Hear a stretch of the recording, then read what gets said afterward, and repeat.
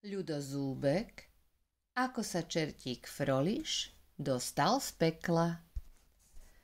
A či vy viete, deti, že malí čerti nie sú zlí?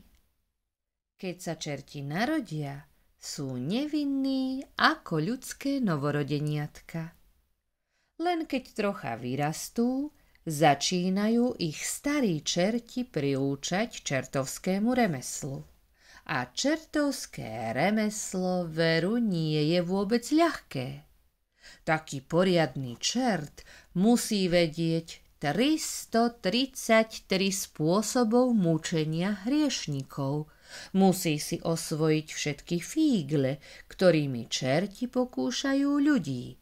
A musí sa snažiť narobiť ľuďom čo najviac naprotiveň. Na učenie prijímajú čertíkov až v 7. roku. Do tých čias majú voľnosť.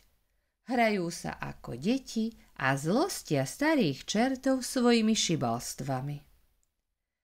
Čertík Froliš dovršil na jeseň 7. rok a od nového roku mal začať chodiť do pekelnej školy.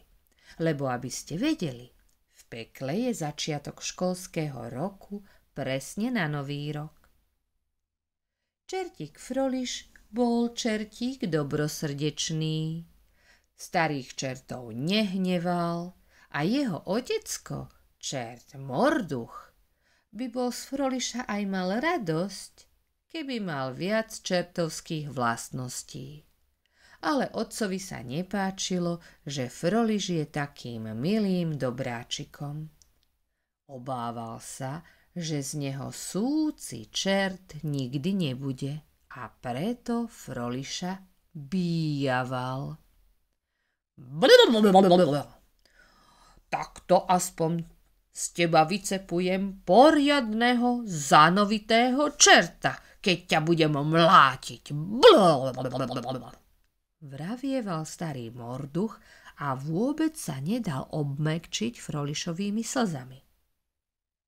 Práve bol večer pred Mikulášom, keď čertík Froliš sedel uplakaný za pekelnou pecou.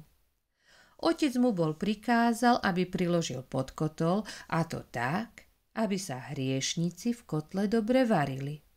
Lenže Froliš priložil iba trošku, aby oheň pod kotlom nebol silný, aby to tých hriešnikov veľmi nebolelo. Ej, Froliško, Froliško, také veci sa ale v pekle nerobia. Potom prišiel otec, starý čert Morduch, a milého Froliša vyplatil tak, až sa mu z kožúška prášilo. A tak teraz sedí Froliš za pecou, smutne sa díva na pekelný hurhaj, lebo ako sme boli povedali, bol práve večer pred Mikulášom a vtedy majú všetci čerti plné ruky práce. Chystali si putne, prúty, metly i reťaze, a to všetko na zlé deti.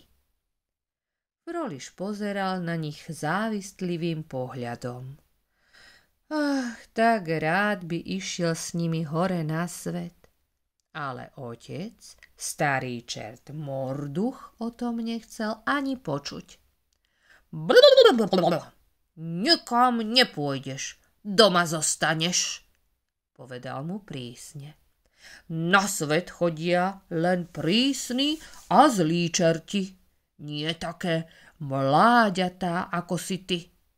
Keď vyrastieš a vyučíš sa čertovskému remeslu, potom môžeš ísť aj ty na svet ľudí pokúšať, ale skôr veru nie. Rozmýšľa čertík Froliš o otcových slovách, daromná vec. Otca nepresvedčí. Asi bude musieť vymyslieť nejaké figliarstvo. Ale aké? No, dostať sa do pekla, to je veru ľahká vec. Ale dostať sa z pekla von,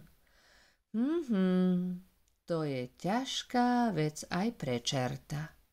No ale čo teraz urobiť? A tak milý Froliš hútal a dumal. Premýšľal tak usilovne, že od samého rozmýšľania začal si rožky škrapkať. No nie a nie, nič súce vyhútať. V pekelnej bráne je prísna stráž. Bez priepustky veru nikoho nevypustí.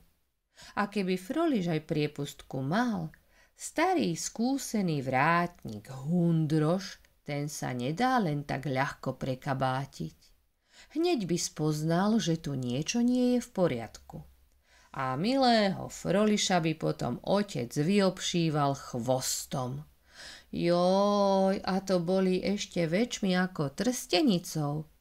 Lebo keby to bol hociaký chvostík, napríklad taký tenký, ako má Froliš, tak nerečiem nič. Ale otec Morduch má chvost riadny sťapapek a keď s ním syna vyobšíva, vyexamínuje, joj, tak má neborák Froliš týždeň čo robiť a týždeň si má čo hladkať a 2 týždne si na zadok nemôže ani sadnúť. Lebo s otcom Morduchom nie sú veru nejaké žarty a to vedel Froliš veľmi dobre. No ale čo teraz urobiť? Neseď tu ako kvopka nešťastia, Froliš, a radšej poď priložiť do pece. To sa Froliš prebral zo zadumania, keď počul a uvidel vedľa seba uja Tvrdorožka, ktorý si smolou natieral putňu. Froliš sa na tú putňu zahľadiel a zajasal. Jej, už to mám, to je ono.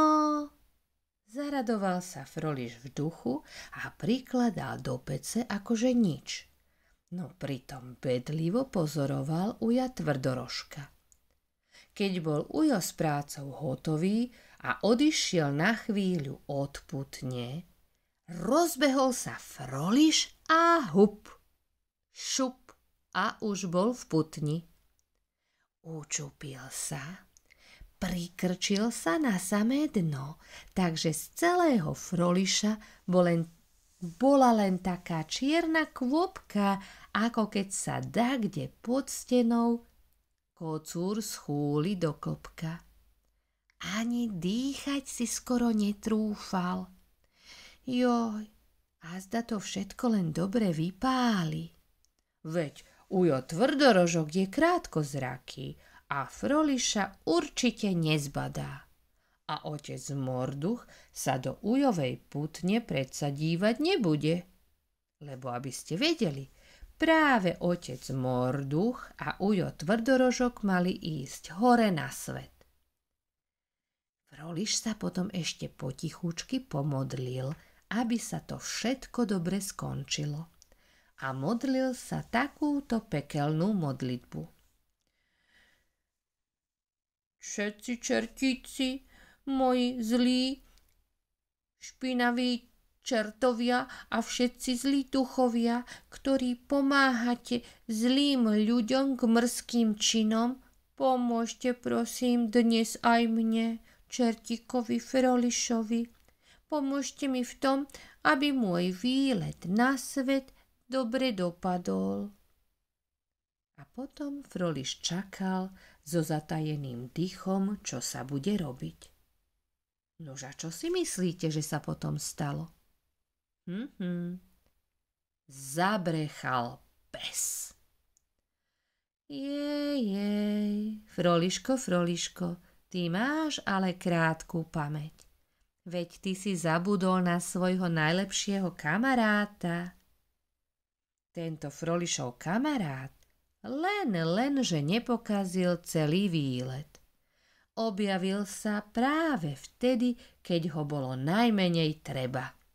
Lebo tým najlepším Frolišovým kamarátom bol, veru, už ste to určite uhádli, bol to psík Joldáš. Joldáš bol jazvečík s krátkými, krivými nohami a dlhými uškami, múdrymi očami a okrúhlym brúškom. Bol